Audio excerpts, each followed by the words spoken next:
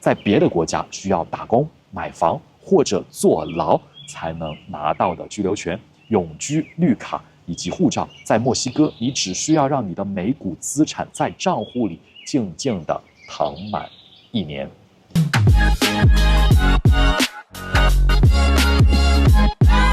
嗨，大家好，我是 Sean， 關注我，讓你全球都有人。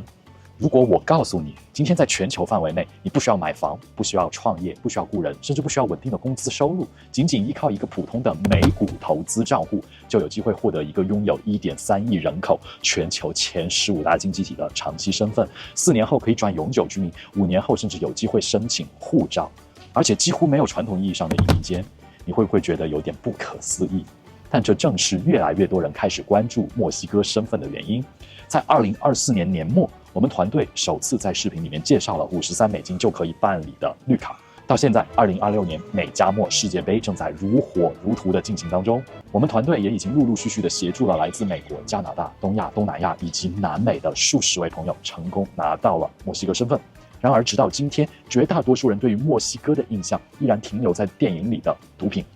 邊境、偷渡和治安問題。每當聽說有人要辦墨西哥身份，總有人會說：“你是不是瘋了？為什麼要去墨西哥？”但如果你真正研究全球資產流動、身份規劃以及北美產業鏈的重構，你就會發現一個完全相反的事實：2026年的墨西哥正在加速演變成為全球最被低估的第2身份跳板與資產避險防線之一。更重要的是，它可能是目前整個大國體系裡面極少數允許你利用證券資產完成身份布局的國家。那麼問題來了，墨西哥到底為什麼會有這樣的制度設計？它的底層邏輯是什麼？又該如何利用你的證券資產合法合規的完成這場人生中的地理自由套利呢？今天這期視頻我們就來一次講透。Let's get into it。重塑認知，2026年的墨西哥正在發生什麼？很多人不知道，墨西哥在整個北美的地緣政治體系裡，其實是一個極其特殊的存在。它絕對不是什麼加勒比海上有人口幾萬、依靠賣護照維持財政的小島國，它是真正意義上的世界級經濟體。全國人口超過 1.3 億，位居世界前10，全球經濟總量穩居前15 ，G20 核心成員國，更是美加墨貿易協定 USMCA 的核心骨幹。過去人們經常引用一句著名的話：墨西哥的悲劇在於離上帝太遠，離美國太近。但站在2026年的今天，作為一名長期研究跨境身份和全球資本流動的離岸分析師，我想說，這句名言的含義正在被重新定義。過去30-40年，全球化的邏輯是美國向全世界輸出資本和消費需求，並在遠東建立龐大的制造業體系。但走到今天，地緣政治的摩擦、全球供應鏈的单點脆弱，逼着美國不得不把整個產業鏈強行拉回北美本土或者鄰國，這就催生了這幾年最核心的宏觀紅利——近岸外包。那些曾經布局在亞洲的製造業、電子產業、汽車供應鏈以及現代物流體系，在重新尋找落腳點時，絕大多數就湧入了墨西哥。特斯拉曾宣布布局大型製造項目，中國新能源巨頭比亞迪和大量汽車配件廠也在瘋狂湧入。電子產業、現代物流、跨境倉儲的投資額在過去2年直接拉滿。這種各國資本的瘋狂湧入，正在以一種肉眼可見的速度重新塑造整個墨西哥的經濟基本面和城市面貌。而與此同時，世界各國的数字游民、美國龐大的退休高净值人口、拉丁美洲本國的資產階層，都在源源不斷地向這裡匯聚。包括我自己在內，作為一名長期遠程工作的全球人，我也計劃在下個月動身前往墨西哥，去實地復盤和記錄這一場正在發生的歷史進程。聰明如你，聽到這裡應該已經發現，今天的墨西哥已經不是傳統意義上封閉落後的拉美國家了。它越來越像是一個美國體系外溢紅利最大的承接者。它的貨幣墨西哥比索在國際市場上的表現出奇的堅挺，它的高端社區和商業配套正在迅速的國際化。當一個國家正在經歷這樣的資本重構時，最先上漲的往往不是房價，而是進入這個體系的門票。換句話說，身份門檻往往就是一個國家留給普通人最後的制度红利。硬核拆解如何用美股資產置換墨西哥身份。接下來我們進入最核心的實操乾貨。為什麼一個美股賬戶會和墨西哥身份直接產生勾連呢？答案就在於墨西哥經濟類居留權的審核邏輯，它和傳統的西方移民國家有着本質的區別。很多國家更關注的是你能否為當地創造稅收和就業，也就是馬克思同志所總結的剩餘價值。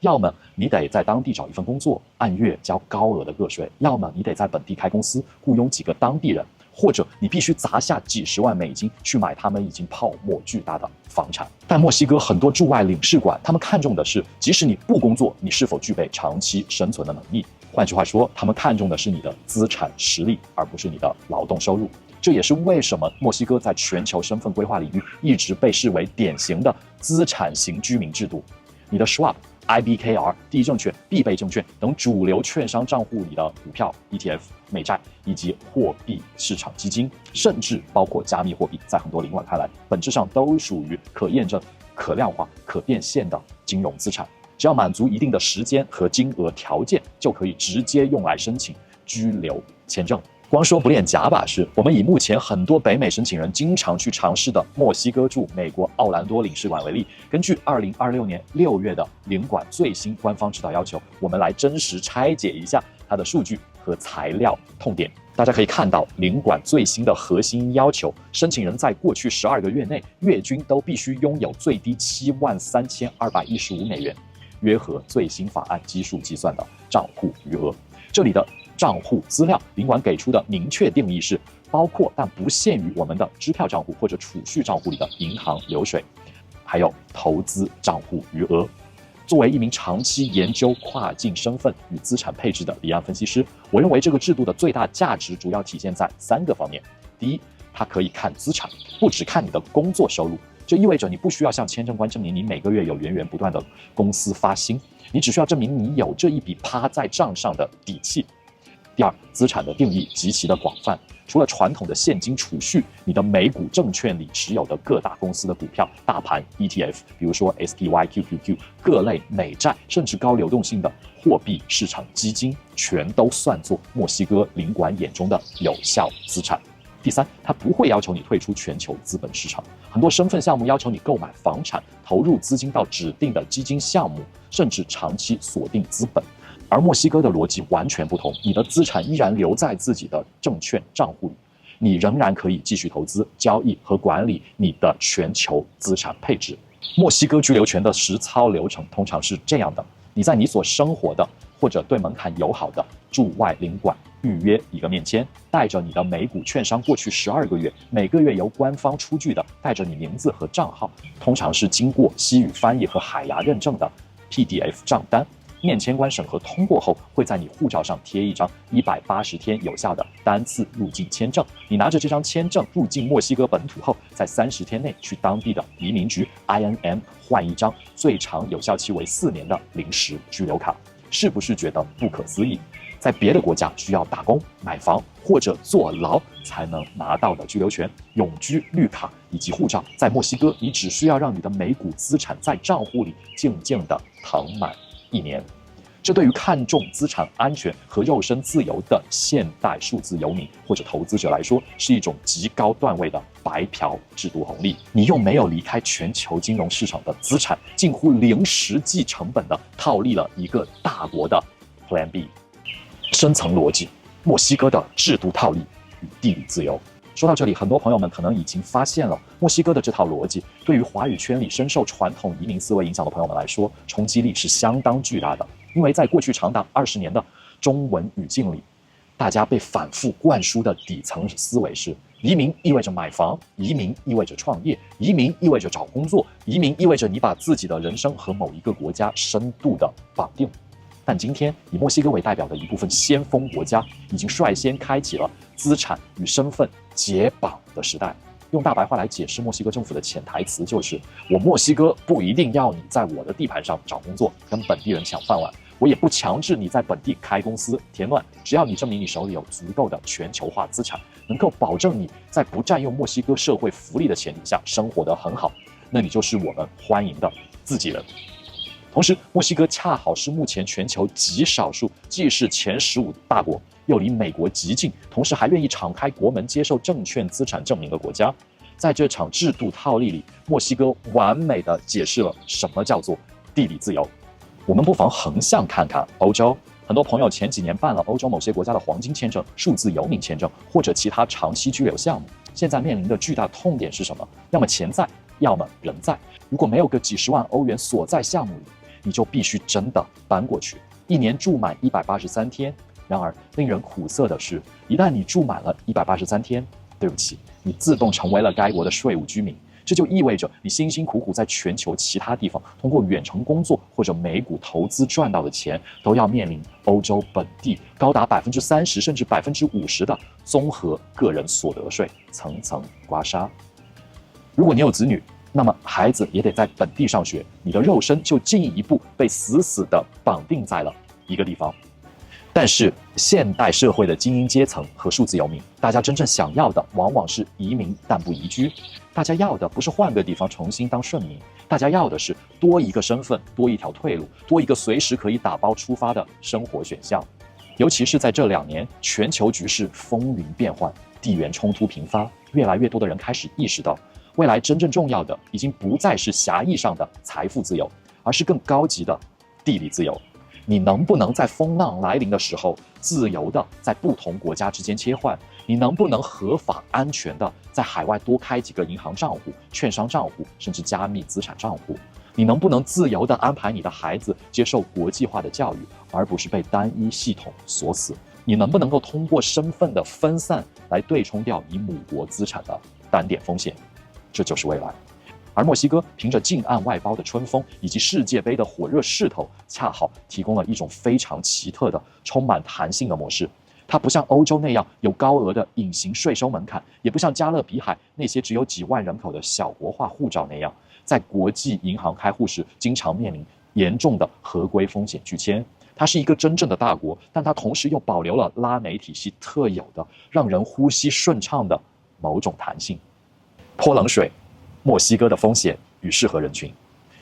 講到這裡，如果你聽到別人把墨西哥吹得天花亂墜，說這是人間天堂、完美的避風港，那你一定要小心了。作為一名獨立離岸分析師，我職業的底線要求我必須在大家情緒最熱烈的時候，給你澆上一盆冷水。墨西哥絕對不是天堂，甚至我認為它是一個適合懂制度規則、有海外認知的人才玩得轉的國家。它的劣勢和它的紅利一樣，非常明顯。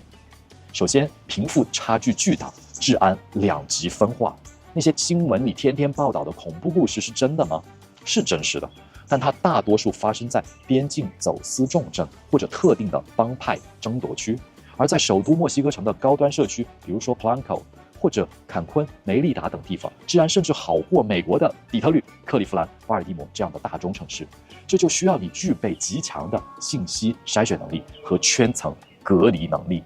你如果拿着墨西哥居留權這張墨卡，跑去高風險的幫派火拼街區盲目闖蕩，那就是對自己生命的不負責任。其次，行政效率極其不穩定，地區差異極大。墨西哥的官僚體系是典型的拉美式藝術。同一個法案，墨西哥驻美國奧蘭多領事館、駐加拿大多倫多領事館以及駐中國上海領事館的執行標準可能完全不同。甚至同一個移民局，今天這個辦事員心情好給你辦了，明天那個辦事員就可能問你要額外的補充材料。這個非常考驗你或者你背後團隊的危機處理能力和實操經驗。但反過來說，硬幣的另一面就是，正因為這種不完美，這裡才存在大量的制度套利空間。舉個真實的但很多人不知道的例子，墨西哥在法理上雖然有其稅務規則，但在實際上，它目前的稅務局對那些肉身長期不在墨西哥、收入完全來源於海外美股或者遠程公司的資產居民，並沒有建立起像美國 IRS 那樣恐怖的掘地三尺的全球徵稅體系與穿透能力。因此，全球有大量的頂尖數字游民和離岸老錢，其實都在長期合法的使用這種灰色彈性來保護自己的資產。當然，隨着全球合規化進程的推進，規則會不會越來越嚴格？答案是必然的。所以，紅利期永遠是留給那些行動果斷的先行者的。我們再來看後續的含金量：4年臨時居留權期滿後，你就可以直接申請轉為永久居民。永居卡是終身有效的，不需要再續簽。而在你首次拿到臨時居留簽證滿5年後，如果你通過了基礎的西班牙語和墨西哥歷史文化測試，你就可以正式申請加入國籍，換取墨西哥護照。墨西哥護照的威力被很多人嚴重低估了，它可以免簽包括整個歐洲生根區、英國、愛爾蘭、日本、韓國、新加坡以及整個拉美地區在內的超過150個國家和地區。Passport Index 2026年把墨西哥護照排名為全球前20強頂級護照。它不僅是一個高含金量的出行工具，最核心的隱形價值在於它是北美身份體系內，甚至未來對標北美自由貿易區協定特殊工作簽證，比如 TN Visa 的重要潛伏跳板。這個價值在未來10年全球流動性收緊的背景下，會成倍的放大。那麼，墨西哥身份到底適合什麼人？如果你期待的是一張萬能船票，或者把它當作某種一勞永逸的人生解決方案，那麼墨西哥大概率並不適合你。它不是為那種超級富豪量身打造的重資產投資項目，也不是為完全依賴社會福利人準備的養老天堂。但對於以下3類人群，墨西哥卻可能是一張極具性價比的全球化門票。第一類是資產避險的務實派，這類人往往擁有一定規模的海外資產，他們最看重的不是移民本身，而是建立起一個行政成本較低、具備一定彈性、選擇權的第二落點。對於這類人而言，墨西哥更像是一張備用安全網，平時未必會用到，但關鍵時刻它始終在那裡。